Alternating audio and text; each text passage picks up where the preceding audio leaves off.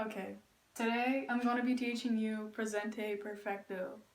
So, Presente Perfecto is basically a form of past tense, but you use have and has instead of I worked. So, here is the chart. Has, hemos, han. That's what you use in place of have when you're saying I have done something. So, the first example I used is I work. That's presente form. Trabaja is the conjugation for it. For pasado, it's I worked or trabajé.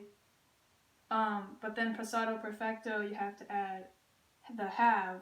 So yo he trabajado. And where do you get the ending? For words that end in AR, you're going to end in auto. So I said trabajado because it ends in AR. And then for ER and IR and ER, it ends in ido.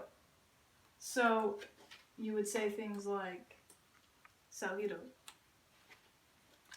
And then for the structures of how you would write the sentences, I put for the first one pronombre or the subject, have or has, so it would be any of these, depending on who the subject is.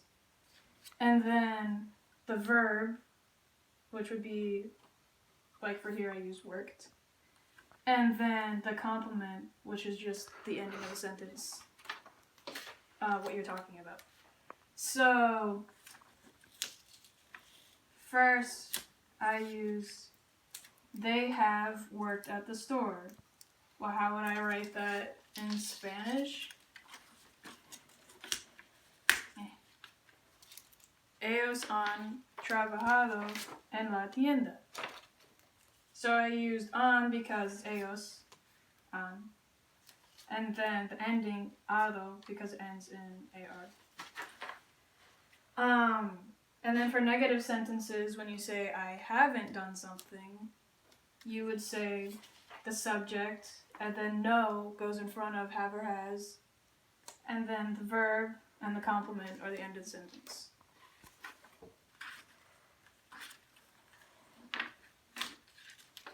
So for the example, they haven't worked at the store, that would be ellos no han trabajado en la tienda.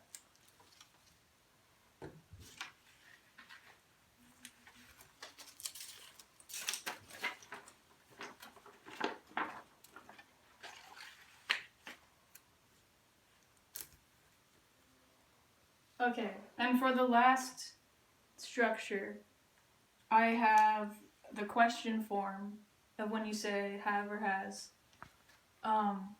So you would say have or has, then the subject or pronoun, then the verb, and then the direct object or the what you're asking.